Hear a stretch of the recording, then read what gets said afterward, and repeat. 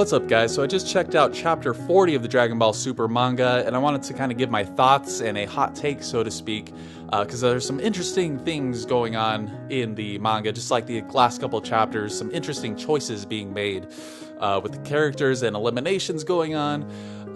So I wanted to kind of go through the manga, talk about it a little bit, and give my hot take. And I'll do the chapter 40 anime versus manga in a couple of days whenever I can finish that up. So anyway, we leave off with Ultra Instinct Omen Goku being knocked on his ass by Jiren, and Vegeta reacting to that. And whether it's for rage or whether he just wants to get in on that Jiren action, he is distracted by this whole Ultra Instinct Omen stuff, and Toppo's like, here's an opening. He goes to hit him, and Vegeta literally powers him off of the stage. Like, the force of Vegeta's power-up pushes Toppo off the stage. Now, how anticlimactic would that have been if Toppo was just eliminated in this way? That would have kind of sucked. But we'll get into Toppo's elimination.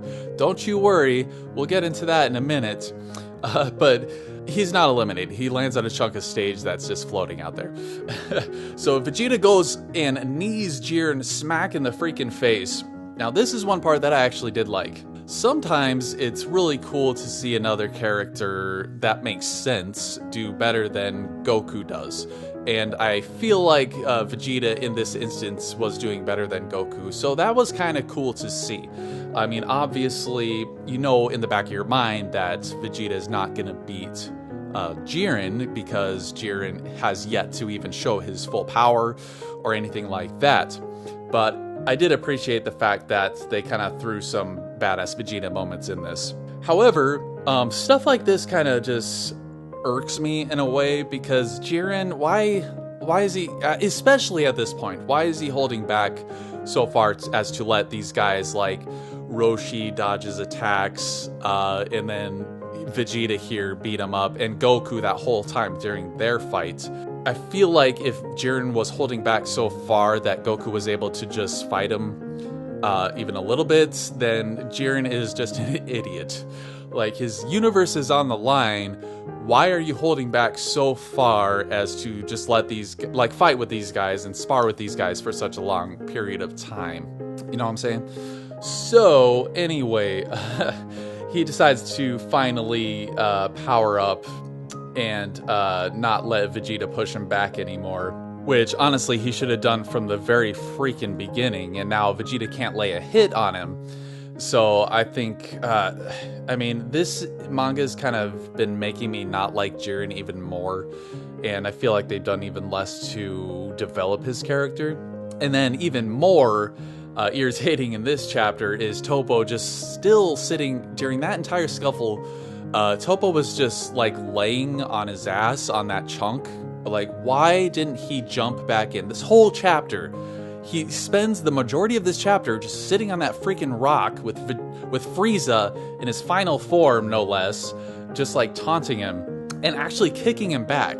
Toppo, you were just going toe-to-toe with Super Saiyan Blue Vegeta. Are you telling me that final form Frieza is just as strong as a Super Saiyan Blue Vegeta?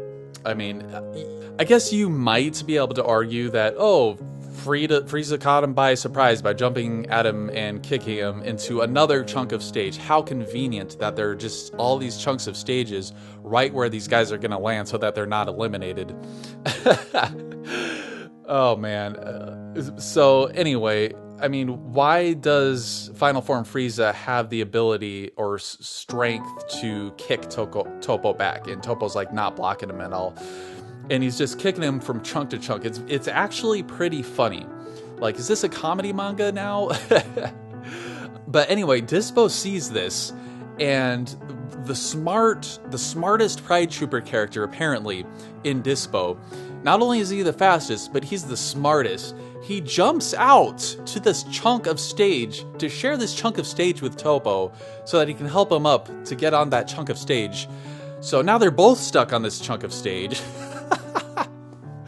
Oh my god. I mean, not only did he turn his back on 17 to go help him, so now 17's like free to do whatever the heck he wants. Like, why didn't 17 just immediately blast that chunk of stage away from them, or even just blast those guys in their backs while they were distracted?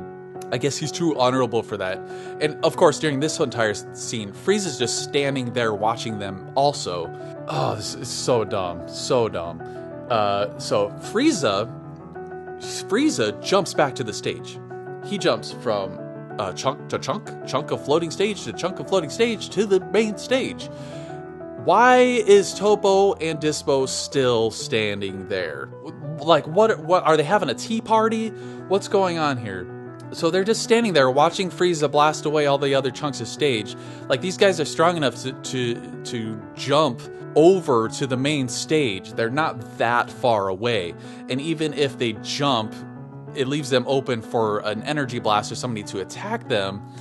But at the same time, if somebody blasts something at them, can't they deflect it or blast a blast of their own? But anyway, man, this is so incredibly, like, these guys are dumb. Like, Toyotaro, you have written Toppo and Dispo to be the idiots of the Pride Troopers. Because they just freaking stand there, letting Frieza just blast their chunks of stage out from under them. But he doesn't finish, because Jiren notices this right in the nick of time for Goku to transport Vegeta out of there, which was a very nice moment, I might add. I did enjoy that moment. But that is enough time for Jiren to go and knock away 17 and Frieza from knocking Toppo and Dispo out and eliminating them. However, it's too late because the chunk of stage just literally just collapses. Like, remember what I said earlier about Vegeta powering up Toppo off the stage and how anticlimactic that would have been? Yeah, this isn't anticlimactic at all. This is a really, really good way to eliminate somebody. You know, I actually cannot think of a single elimination in this manga tournament that was satisfying. Every single elimination that I remember has been incredibly disappointing, anticlimactic, and really stupid. Unless this is a comedy. If it's supposed to be a comedy, then it's not even that funny. It's just like a Three Stooges type of humor. Haha, the stage fell out from under them. Haha. Oh my god. So extremely anticlimactic and stupid. Why, you know, if you were gonna do this, why not just eliminate Toppo from Vegeta? You know, Vegeta could have just powered him off the stage. And then there you go. You don't have to make Toppo into an even dumber and weaker character by having him fall from the stage, falling out from under him when he had ample time and opportunity to just jump back to the stage.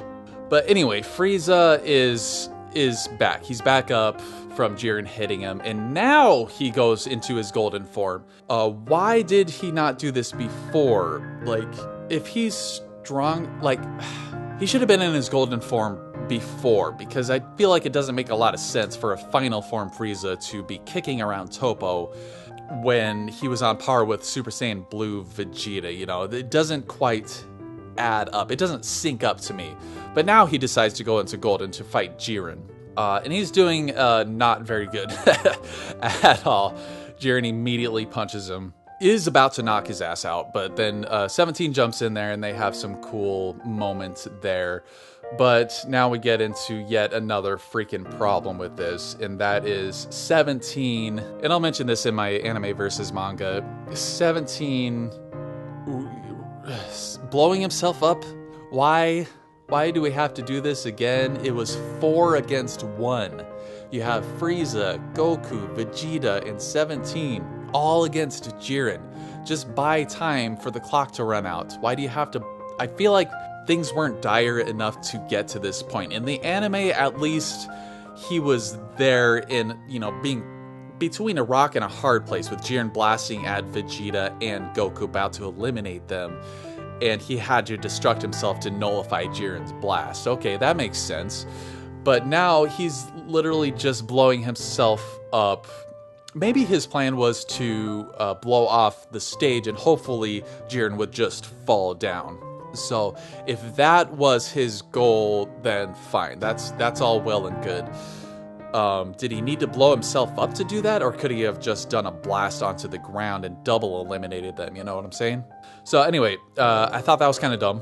Moving on to the next dumb thing. Goku just willy-nilly going back into Ultra Instinct at will. Ultra Instinct Omen, sorry. And of course, Vegeta's surprised at this, and everybody seems surprised at this. And, oh man, like, at least the anime showed that it was a difficult thing to obtain, but now Goku is just, hey, I did this before out of nowhere, now I'm just gonna do it out of nowhere again. You know, I have this power up my butt, so I'm just gonna pull it out. It's really dumb, guys. The manga, it has been really bad. And then Jiren goes full power. Or supposedly, maybe it's not his full power. Like, the anime powered up like 100 times. So maybe this isn't his entire 100% power. But anyway, Jiren is a complete moron for not doing this earlier and just waiting for Goku to go back into this Ultra Instinct form. To do this, he's just like lollygagging around the stage, you know? And man, this manga just has really, really sucked. The Tournament of Power in the manga, far inferior to the anime, in my opinion. And I just feel like Toyotaro is completely apathetic at this point. He does not care about the Tournament of Power, and he just wants to get it over with. And he just is doing whatever comes to his mind. The first thing that he comes to his mind, and that's what he does. You know, he had a dream last night, Roshi Ultra Instinct, so he does that. He had a dream last night that a piece of stage would fall from under the Pride Troopers, so he does that. So now I feel like it's fallen into the so bad it's good category ever since the last issue with Master Roshi. And now I'm just laughing at all the stupid crap that's happening. And it's just not good anymore. It's not engaging, it's just running through the numbers and just getting through it because, you know, nobody cares, you know. So obviously that's just my thoughts on it so far until it gets translated. And when I do my anime versus manga, I'll do my true kind of review on that when it is translated into English. And so hopefully that'll be up in a couple days. What did you guys think? Did you enjoy this chapter if you've read it yet? Just let me know your thoughts in the comments. As always, thank you very much for watching, and subscribe if you're not. I've got more stuff coming out in the future. And as always, thank you for watching, and take it easy.